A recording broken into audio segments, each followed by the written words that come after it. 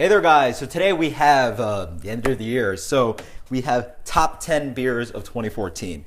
I want to start off with saying that this is more of an iconic beers of 2014 for me. These are beers that sort of defined 2014 for me.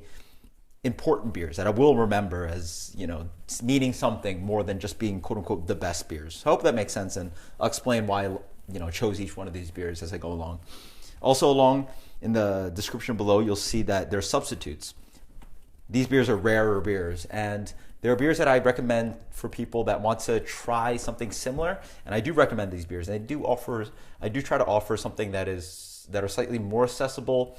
Some beers are actually very accessible, where some are just easier to trade for. But they do offer something similar to what I'm talking about in my top 10.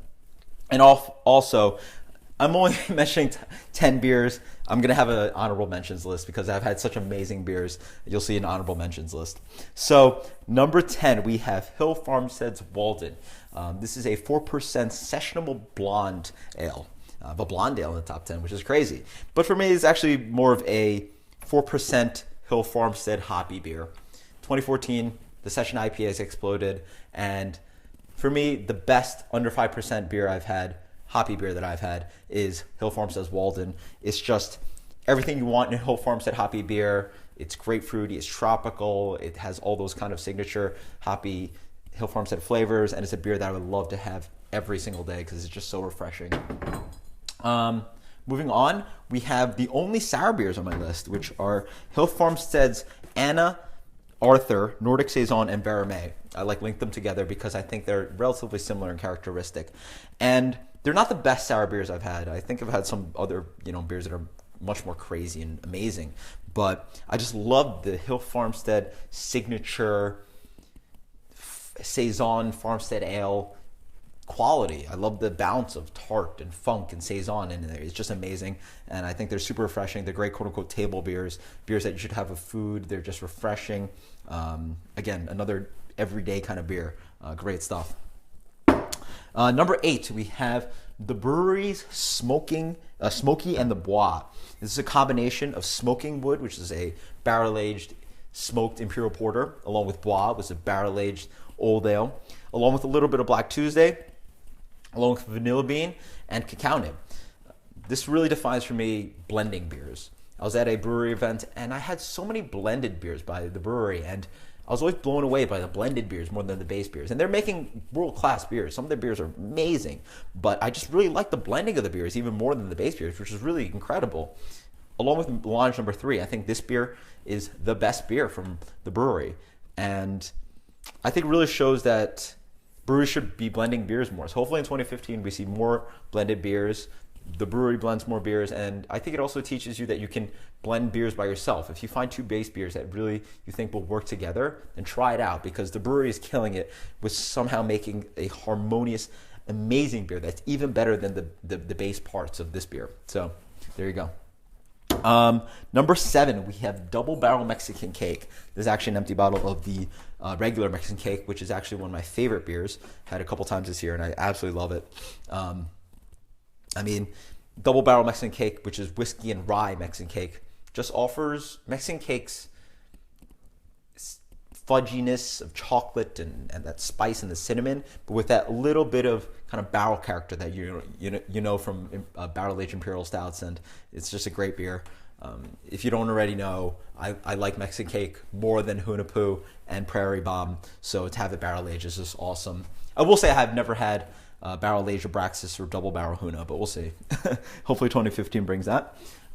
We have number 6, which is Bourbon County Vanilla 2010. So this is a bottle of the 14, just for show. But the 2010 is the best Bourbon County there is. I was at a tasting. We had Bourbon County Rare, we had Proprietors, we have everything else, and 2010 Vanilla is just absolutely amazing. It does everything Bourbon County does, but just a little more, and it's so good. I actually had this beer, the 14 Vanilla Rye, on tap, and actually wasn't in love with it, but I'll probably have to crack a bottle and see how that is, because everyone's raving over how good the beer is, so maybe I'm crazy, but I don't really like it on tap. Number 5, we have Treehouse's Julius, their signature IPA. one of the best IPAs I've ever had. And Treehouse, one of the best breweries there is. Huge surprise for this year. They're making beers that are of similar quality and similar properties of the famous Vermont breweries. And they're more accessible for most people probably because they're in Massachusetts instead of Vermont. And they're just making some of the best beers in the world. And I hope in 2015 more people realize that. They're expanding. Hopefully more people get their beers. Treehouse, one of my favorite breweries. They're amazing. Moving on. Quickly, going. We're doing Toppling Goliath's Kentucky Brunch Brand Stout. Hard beer to get. Very rare beer. Very lucky to get this beer. But this is a barrel-aged imperial stout with, I believe, maple syrup and coffee. I compare it to Bourbon County coffee, but just like even better. It's the best barrel-aged imperial stout I've ever had. It just offers that explosive kind of coffee aroma. Everything's so well integrated. The sweetness and the bourbon and the coffee is just absolutely amazing beer. Though I will say, this is a diminishing returns kind of beer. It's just a beer that you probably should not be trading for. I mean, it's just silly to do this. So just drink some Bourbon County coffee and drink a million bottles of it, because it's so much better than just having this one bottle, and how much you have to trade for it is crazy. So moving on, we have number 3, which is Mornin Delight, which I don't have a bottle of, but let's sit this here. That is a non-barrel aged imperial stout brewed with coffee and maple syrup. And that beer I more compared to Founders KBS. It's a beer that actually, when I first had it at a beer festival, ABF, I thought it was barrel aged, but I looked it up, it was not.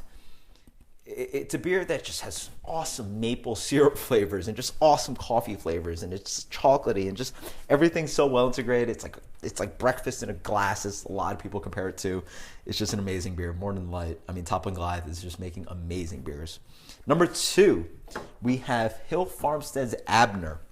Hill Farmstead is making some of the best beers in the world, as you've seen, because I keep listing their beers, and they are making some of the best hoppy beers in the world, along with double IPAs, along with their double Citra and their Society and Solitude series. They're making absolutely crazy beers, and their signature, flagship double IPA Abner is one of the best double IPAs in the world. I had it with Heady Topper and Double Sunshine, and this was number 2. And you might now figure out what number 1 is.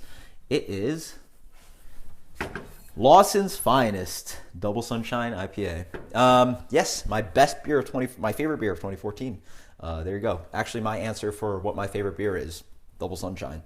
It's a beer I'm relatively familiar with because I was able to get a good amount when I was up in Vermont. So I was able to keep a few bottles for myself, share a few bottles, and every time I had it, I'm just like, well, I guess this is a beer that I would just choose to have all the time. And that's, it's a Citra Hop Double IPA, and that's exactly up my alley. And I just absolutely love this beer. I think actually Toppling Goliath's King Sue would be close to this beer. But unfortunately, I've only had King Sue at EBF, so I'm not hugely familiar with that beer. Obviously, in a dream world, I would have King Sue and Double Sunshine next to each other, and I'd figure it out. But they're both Citra Hop Double IPAs. I'm more familiar with this one, so I'm choosing this one as number one beer, Double Sunshine. So, hope you guys comment below. Let me know what you guys think about this list. Let me know if you have any questions about, the substitutes, any questions about the honorable mentions. And thanks a lot, guys. 2014 has been a great year. So all these subscribers, all the people that comment, all the people that have, said hi to me in public. That's absolutely crazy. It's been an amazing year doing reviews. And hopefully in 2015, I bring you more reviews. Hopefully you have some great beers in 2015. And Happy New Year's. Cheers, guys.